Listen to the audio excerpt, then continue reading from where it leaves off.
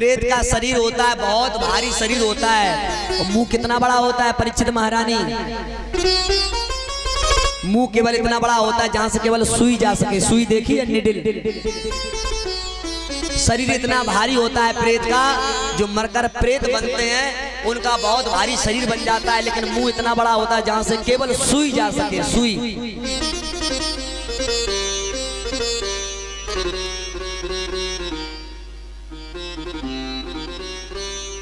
अब वहां से सही से हवा तक नहीं पी पाएगा, बता कैसे रहेगा शांति से वो। उसकी आत्मा तड़पती है प्रेत आत्मा में जाकर के।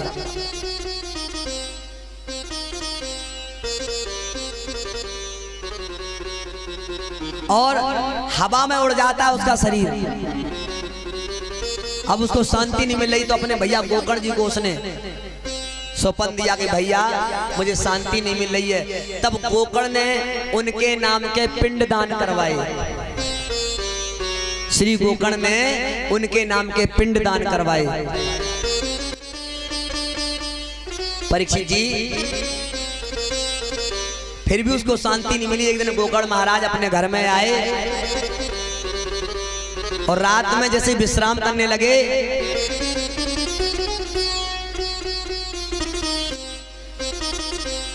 तो धुंधकारी कभी भेड़ बन करके, कभी ऊंट बनकर, कभी भैंसा बनकर दिखाई दे रहा है श्री गोकर्ण महाराज जी को, लेकिन बोल नहीं पा रहा। तो रात में श्री गोकर्ण महाराज ने हाथ में जल लिया और जल पड़कर जैसे ही मारा, कौन है रे तू, बोलता क्यों नहीं है? तो तुरंत उसी समय धुंधकारी की आत्मा बोलती है प्रेत आत्मा में, भैया मैं तुम्हारा भैया हूँ, मर करके मुझे शांति नहीं मिली, मैं प्रेत बन गया हूँ, मेरा कल्याण करवाओ। तब श्री गोकर्ण भगवान चिंता में पड़ जाते हैं। सुबह उठते हैं, स्नान ध्यान करते हैं, सोचते हैं क्या करूं, मैंने इसके नाम के इतने पिंड दान करवा दी गया में जाकर, फिर भी इसकी शांति नहीं मिली, अब क्या करना चाहिए? बोले गोविंद भगवान की जय हो। वैसे देखा जाए तो एक समय पर एक ही काम अच्छा होता है, या तो बच्चे ही खिला लो या कथा सुन लो।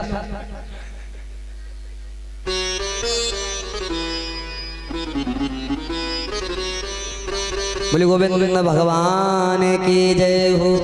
इनको तो जीवन में हमेशा खिलाते रहोगे, कथा पता नहीं मिले ना मिले तुम्हें सुनने को। फिर अब ध्यान जो है भगवान कहते हैं, अच्छा भगवान को पसंद क्या है?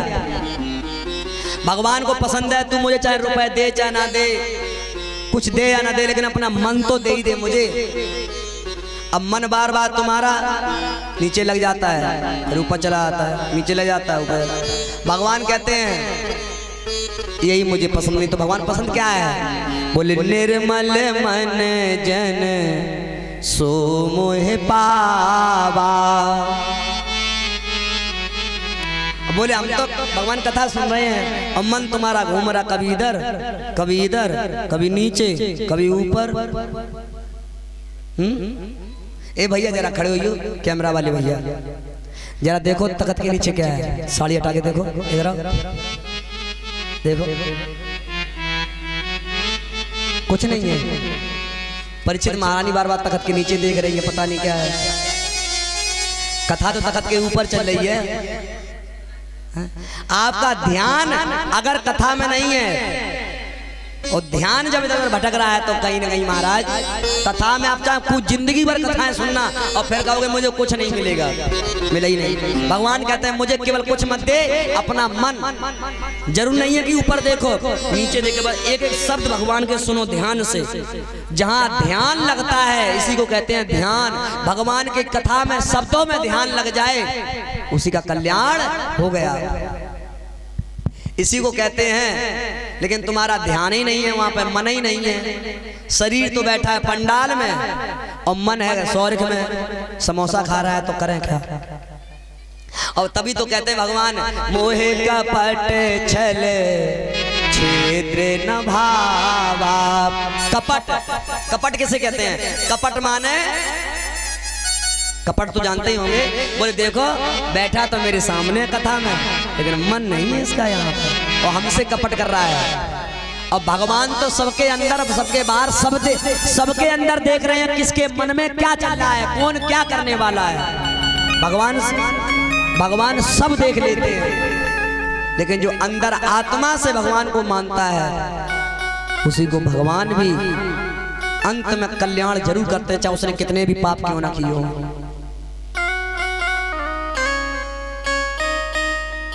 मेरे भागवत प्रेमियों, कपट का अर्थ नहीं जानते तो सुन लो, ऐसे समझा देते हैं। कपट माने होता है, उदाहरण के लिए काला कपड़ा। कपट माने काला कपड़ा, माने उदाहरण दे रहे केवल। जैसे काला कपड़ा लगा दो बीच में, हो हम इधर बैठे हो तुम उधर बैठे हो, और काला कपड़ा बीच में लगा है, ना तो तुम उधर देख पाओगे ना हम इधर देख पाएंगे, एक दूसरे कोई देख नहीं पाएगा। ऐसे ही जब तक कपट रूपी हृदय में, शरीर में ये कपट काला रूपी कपड़ा लगा रहता है, तब तक हम भगवान कथा में खूब बैठे रहें, तब तक भगवान की कृपा ना तो हम तक आ सकती है, ना हम भगवान के चरित्र को सुन सकते हैं, ना देख सकते हैं। ऐसे ही होता है कपट। भगवान कहते हैं, हम नहीं कह रहे हैं, बाबा तुलसीदास ने लिखा है रामचरितमानस चौपाई में, मोहे कपट छल क्षेत्र न भावा। ये कपट ही तो है, बार बार तुम्हारा मन इधर गया उधर गया। अरे चाहे आज इतने दिनों में कथा सुनने आए हो तो बोले मेरे भगवान कथा है, अगर कोई बात कर रहा है शांत हो जाओ, सही से बैठो, उनको भी शांत करो। और जब तुम खुद ही नहीं सुधर रहे तो क्या है। लेकिन परीक्षित याद रखना, ये हमारे जीवन की श्री हनुमान जी के आशीर्वाद से 89 नंबर की कथा है, 89 नंबर की कथा। जितने परीक्षित बने अभी तक उनके ध्यान तो लगाना सिखाई दिया, और हमें लगता है ध्यान तुम्हारा भी लग गया, अब टकी सीधी बंद गई। हाँ, क्लास लगाना जरूरी था।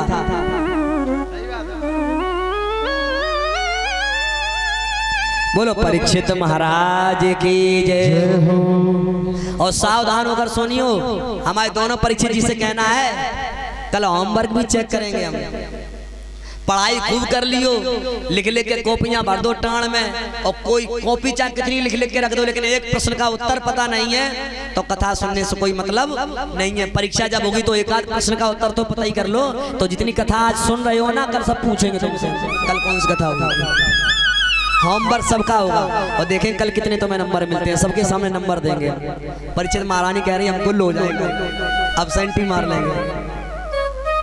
चलो तुमसे नहीं पूछेंगे, तुमसे जरूर पूछेंगे, और परीक्षित महाराज जी से पूछेंगे कल कौन सी कथा चली थी। भागो तुम कहाँ भागोगे। अभी कथा चल रही थी मेरे भागवत प्रेमियों कि आत्मदेव के बेटा श्री गोकर्ण आज मन में चिंता कर रहे हैं कि जो उनका दूसरा पुत्र भैया था धुंधकारी, जो मर गया प्रेत बन गया, उसने कहा मुझे शांति नहीं मिल रही है। तो गोकर्ण जी ने कहा अब क्या करें क्या करें। तो सुबह स्नान ध्यान करके सूर्य नारायण को जैसे जल दिया।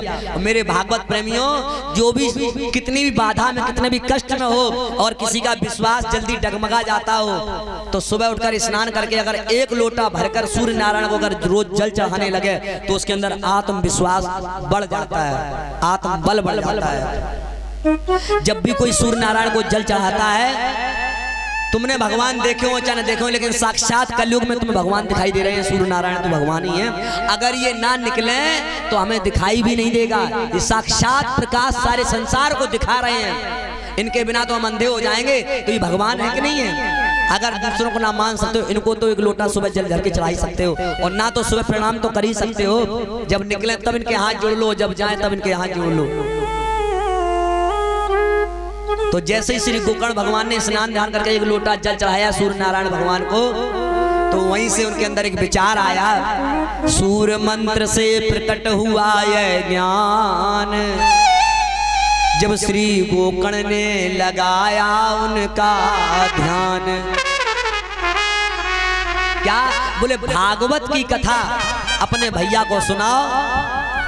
ये जिंदों को तो तारती तारती है, जो जिंदा है ना, जो मनुष्य हैं उनको तो तारती है, लेकिन जो मर गए हैं, जो भूत प्रेत बन गए, उनका भी कल्याण कर देती है। एक बार सुने तो तुम क्या सोच रहे हो, तुम यहाँ कथा सुन रहे हो, यहाँ जिनकी जिस गांव की जो मनुष्य मर गए हैं, मरकर जिनकी आत्मा जिनको जन्म नहीं मिला, जो भटक रहे हैं, वो भी आज यहाँ पर बैठ के कथा सुन रहे हैं, लेकिन हमें दिखाई दे रहे हैं। वो बैठ के, और जो भी बैठकर 7 दिन कथा सुनेगा उसका कल्याण हो जाएगा। भगवान केवल भगवान की बातें जो सुन लेता है मन से, दुनिया की बातें कान में ठूंसते रहते हो, इधर से उधर, उधर से इधर उधर, और खूब मोह चौंच चलाते रहते हो। लेकिन जैसे ही भगवान का नाम लेने कह दें थोड़ा भगवान का कीर्तन कर लियो, अब नहीं बोलेंगे बिल्कुल। तब देखो वैसे इस मोहल्ले से उस मोहल्ले में आवाज जा रही है, वैसे खूब चिल्लाएंगे, दुनिया की बातें इधर उधर खूब कान लगा के सुनेंगे। लेकिन जैसे भगवान की बातें आ गई तो इधर नहीं, अब नहीं ठहर रहा है मन। तो महाराज पहले करे का मन ही इतना चंचल है। हाँ, अब परीक्षित महाराज ने सही कहा, लगा दिया ठोना सही बैठ। परीक्षित महारानी के बार जोरदार तालियां बजा। परीक्षित महारानी हमारी थोड़ी चंचल है, क्या करूं, ये मन बड़ा चंचल है, तेरा कैसे भजन मैं करूं, समझे भी अगर तो ये, समझ तो जाता है, समझे भी अगर तो ये जल्दी ही मचल जाए, हो राधे तेरे चरणों की, हाँ राधे तेरे चरणों की रज धूल जो मिल जाए, सच कहते हैं राधे, सच कहते हैं राधे, जीवन ये संभर जाए, ओ राधे तेरे चरणों के। यहाँ पर देवी देवता हमें दिखाई नहीं दे रहे हैं, लेकिन सब देवी देवता यहाँ विराजमान है। कोई कथा सुने या ना सुने, लेकिन यहाँ जो कथा में गलतियां कर रहा है उसको हनुमान जी जरूर दंड देंगे, ये मेरा 100% विश्वास है। लेकिन जो सावधान होकर कथा सुन रहा है उसे हनुमान जी आशीर्वाद भी देंगे, उसको जीवन में और तरक्की पे ले जाएंगे। और जो कथा सही से नहीं सुनता, मर्यादा में नहीं रहता है, हनुमान जी कहते हैं वो जीवन भर चाहे कितनी मेहनत करते रहेंगे, वो रहेंगे वहां के वहीं, तरक्की उसकी नहीं हो सकती है। क्योंकि कोई कथा सुने चाहे ना सुने, लेकिन हमारे हनुमान जी ने कहा था, भगवान श्री राम जी जब अपने धाम को गए थे, हनुमान जी कहने लगे हम नहीं जाएंगे प्रभु। बोले क्यों? बोले वहां पे तुम्हारे दर्शन तो मिलेंगे, सब मिलेंगे, पर तुम्हारी कथा सुनने को नहीं मिलेगी, हम तो मृत्यु लोग। तो आज भी धरती पर हनुमान जी किसी ना, जहां जहां पर भगवान के कीर्तन होते हैं, इसलिए बाबा तुलसीदास ने लिखा है अपनी किताब में रामचरितमानस में, प्रभु चरित्र सुनबे को रसिया। कौन? हनुमान जी हैं, ऐसे रसिया हैं। कैसे रसिया? बोले प्रभु चरित्र सुनबे को रसिया, और राम लखन सीता मन वसिया।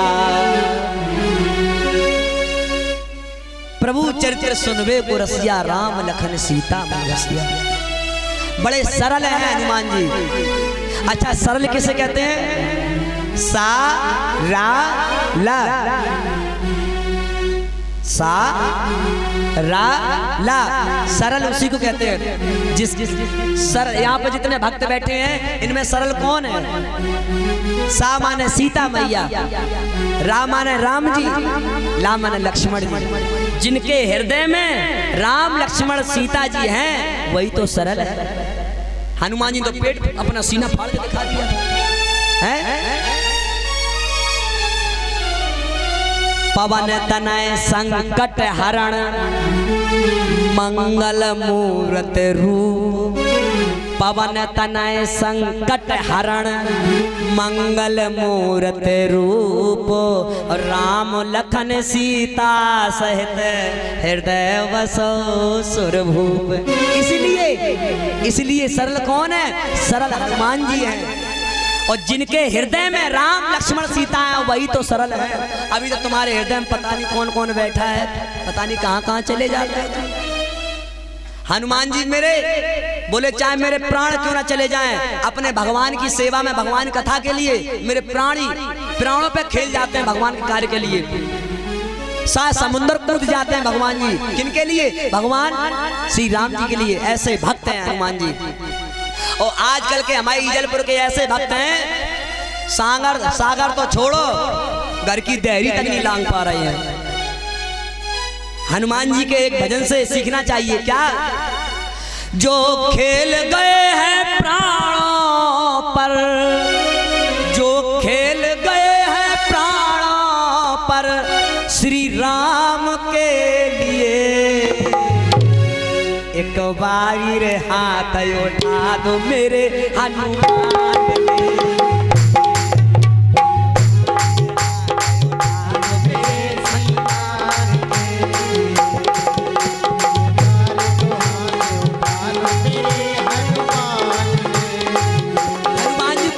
सुने ना सुने, लेकिन मेरे हनुमान जी बैठ गए यहाँ कथा सुन रहे हैं, लेकिन हम इतने पवित्र नहीं हैं जो उनके दर्शन कर सकते हैं। जय हो।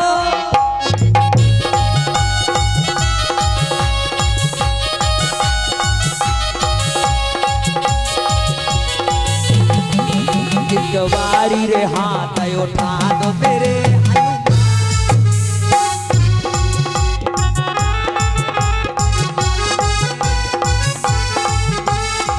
संकट मोचन हनुमान जी महाराज की जय हो।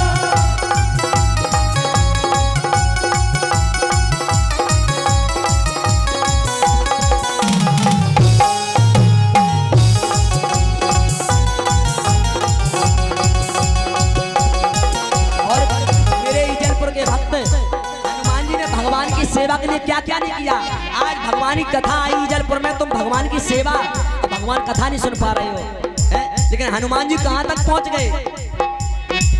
सागर को लांग के इसने सीता का पता लगाया, प्रभु राम नाम का डंका लंका में जाके बजाया।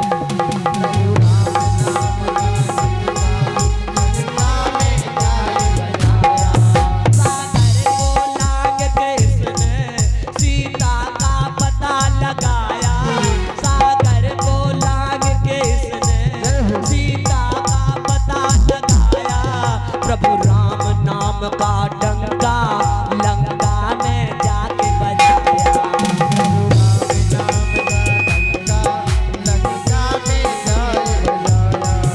वो माता अंजनी की ओ माता अंजनी की ऐसी संतान के लिए, एक बार हाथ उठा दो मेरे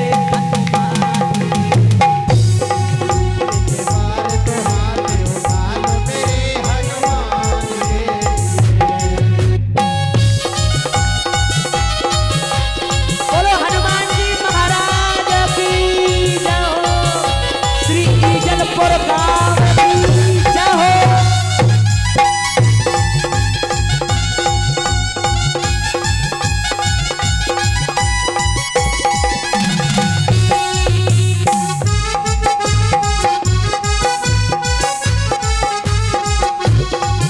जो खेल गए हैं प्राणों पर,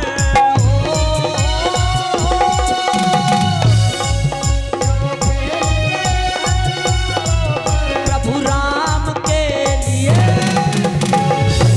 एक बारी रे हाथ उठा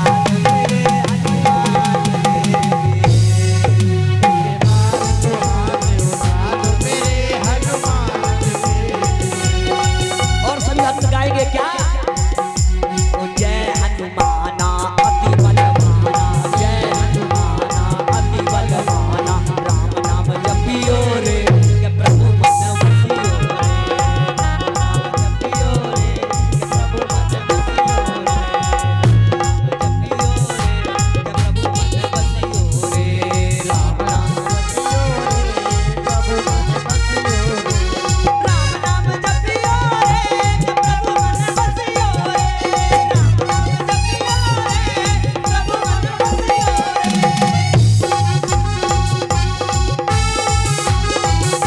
बोलो भक्ति महारानी की